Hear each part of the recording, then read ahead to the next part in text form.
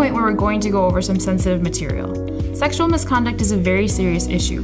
Whether it's sexual harassment, sexual assault, rape, dating, or domestic violence, all of these and more are a violation of our code of conduct. If any of this information triggers uncomfortable memories, it can be helpful to talk to a counselor, family member, or friend for support. At UTEP, sexual misconduct is defined as a non-consensual sexual contact or sexual harassment. This includes but is not limited to sexual assault, sexual exploitation, sexual harassment, domestic or dating violence, and rape. Consent must be 4 things: voluntary, mutual, clear, and active. Consent is everything. Mutual means both partners agree to sexual activity. Just because your partner agrees to one form of sexual activity doesn't mean they agree to other forms. 85 to 90% of college student survivors of sexual assault knew their perpetrator before the event. Just because you used to date does not mean that they give their consent, even if you had a prior sexual relationship. Consent is also voluntary. Your partner should consent without being coerced or being influenced by anything external. No means no, and yes should be a clear yes. In over 70% of the sexual assault cases reported among college students, either the victim or the perpetrator had been drinking prior to the event. This brings us to the last 2 points. Consent is clear and active. If your partner is silent, passive, or unable to resist, that's not consent. You also can't buy consent, so purchasing gifts, meals, drinks, or other items doesn't work and doesn't mean you must consent. So there you have it. Consent is voluntary, mutual, clear, and active.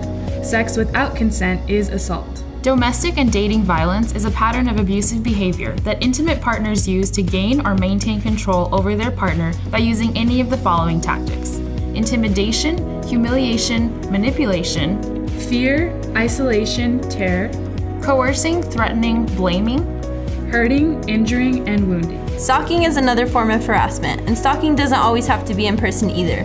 Repeated, unwanted, and intrusive phone calls, emails, or other forms of communication, or following or lying in wait for another person. Online harassment or spreading of rumors are all examples of stalking.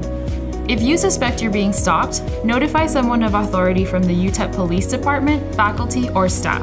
It's important to know that certain consensual relationships, even for a single event, is prohibited at UTEP.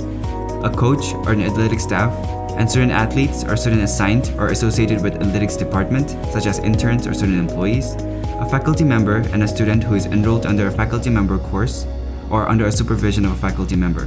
The bottom line is that sexual misconduct is never tolerated in the UTEP community. If you or someone you know has been a victim of sexual misconduct or sexual harassment, a report can be made with the police, the Office of Student Conduct and Conflict Resolution, the Dean of Students Office, the Equal Opportunity Office, or the UTEP Title IX Coordinator or Deputy Title IX Coordinators.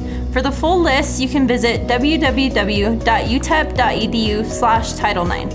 If you or a friend find yourself in need of support, consider the following. Seek safety. Call 911 if there's immediate danger. Assure them that it's not their fault. Seek medical attention and counseling, and report the incident. Remember, if somebody hurts you, it is not your fault. They are responsible for controlling their own actions. UTEP also offers anonymous reporting at reportlineweb.com/UTEP.